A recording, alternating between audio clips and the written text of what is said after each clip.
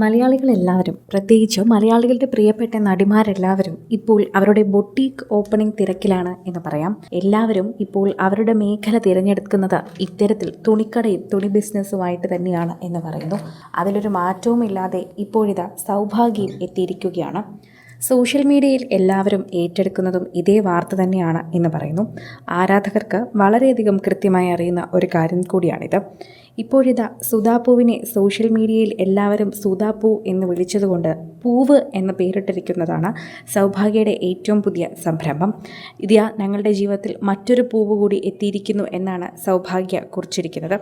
പ്രേക്ഷകർ ഇപ്പോൾ എല്ലാവരും ഏറ്റെടുക്കുന്നൊരു വാർത്തയായി തന്നെ ഇത് മാറുകയും ചെയ്യുന്നുണ്ട്. ആരാധകരുടെ പ്രീതി പിടിച്ചു പറ്റിയ ഒരു വാർത്തയായി തന്നെ ഇത് മാറുകയും ചെയ്യുന്നുവെന്ന് പറയുന്നതിൽ യാതൊരു തെറ്റുമില്ല. പ്രേക്ഷകർക്ക് അത്രമേൽ ഇഷ്ടമുള്ള ഒരു കാര്യം തന്നെയാണിത്. അത്രമാത്രം പ്രേക്ഷകർ ഇപ്പോൾ സുധാപൂവിനെ ഇഷ്ടപ്പെടുന്നുണ്ട്.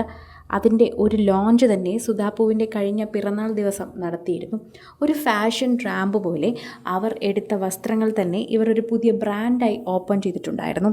അതിലൂടെ തന്നെ ഒരു ഫാഷൻ ഷോ നടത്തി ഇത്തരം ഡ്രസ്സുകളാണ് ഞങ്ങൾ ചെയ്യാൻ ഉദ്ദേശിക്കുന്നതെന്ന് എല്ലാവരുടെ അടുത്തും പറയുകയും ചെയ്തിട്ടുണ്ടായിരുന്നു.